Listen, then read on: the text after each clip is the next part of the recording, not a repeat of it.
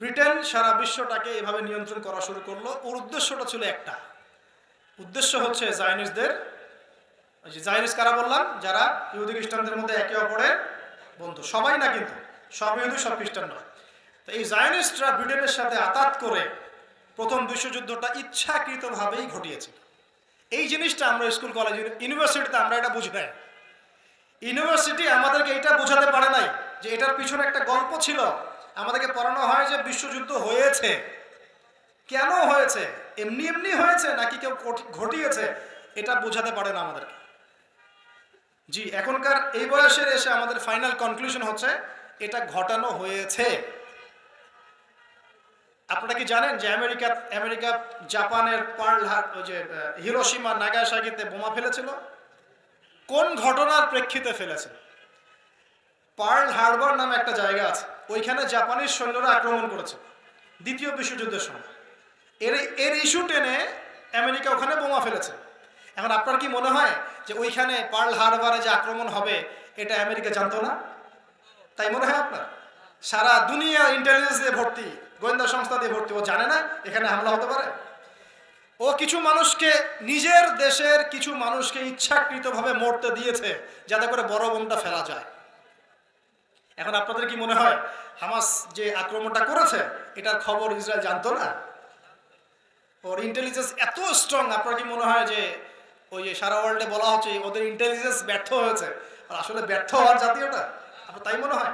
যদি এটা আপনি বিশ্বাস করেন তাহলে আপনাকে বিশ্বাস করতে হবে যে সুইয়ের ফুটা দিয়ে উট ঢুকে যেতে পারে। সুইয়ের ফুটা দিয়ে কি হাতি ঢুকতে পারে? অবশ্যই তারা এই খবর জানতো। হতে দিল কেন তাহলে? বা মানে ওরা শিথিলতা দেখালো কেন? ইস্যু যাতে করে আরো বড় পরিসরে ওরা গাজায় হামলা চালাতে পারে।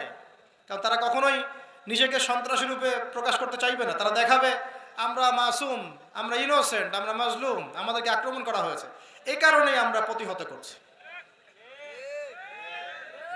এরা এরকম কূটবুদ্ধির মানুষ। জায়নিস্টদের কথা বলছেন, ওই জায়নিস্টরাই ফার্স্ট ওয়ার্ল্ড ওয়ার ঘটিয়েছিল। উদ্দেশ্যটা কি ছিল? জেরুজালেম মুক্ত করা, এবং তারা সেটা করেছেও। 1917 সালে 17 থেকে 18-র মধ্যে যখন তুর্কির আর পেরে উঠছিল না, তুর্কিরা তাদের সর্বোচ্চ শক্তি দিয়ে প্রতিহত করেছিল, কিন্তু শেষে কিছু করতে পারে না। আপনাদেরকে এটা জানিয়ে রাখি, ওই সময় কিছু মুসলিম নামধারী মুনাফিকরা পর্যন্ত ব্রিটেনের সাথে হাত মিলিয়ে তুর্কিদের বিরুদ্ধে যুদ্ধ করেছে। এখন আপনারা ওদেরকে আমিরুল মুমিনিন মনে করতেছেন।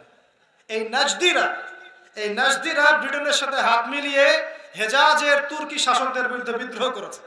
ওরা আমাদেরকে এখন শেখায় যে পলিটিক্যাল অ্যানালাইসিস করলে খারেজি হয়ে যাবে। কি চমৎকার করে অনলাইনে এসে বিবৃতি দেয়, রাষ্ট্র লাগবে, না হলে তুমি প্রতিবাদ করতে পারবে না, মিছিল মিটিং করা যাবে না, প্রতিবাদ একটা কথাও বলা যাবে না, ইত্যাদি। তো নাজদিরা যখন ওদেরকে বলবেন, এই মাথা মোটা দরবারি শাইখদেরকে বলবেন, আহলুন নিফাক ওয়াল জামাআ, এদেরকে বলবেন যে নাজদিরা যখন ব্রিটেনের সাথে হাত মিলিয়ে তুর্কিদের বিরুদ্ধে যুদ্ধ করেছিল তখন তারা কোন শাসকের আন্ডারে ছিল? জিজ্ঞাসা করেন।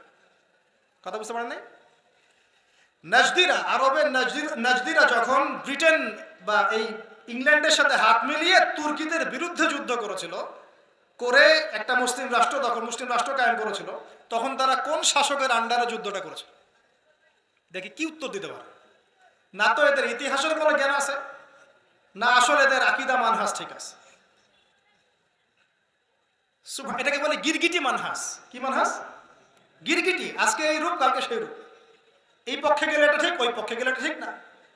একই জিনিস ওরা করলে এটা কোনো সমস্যা নাই। ওই একই কাজ যদি আপনি এই গাজা ইস্যুতে বলেন তাহলে হামাসকে সন্ত্রাসী বানায় দিচ্ছে। সুবহানাল্লাহ।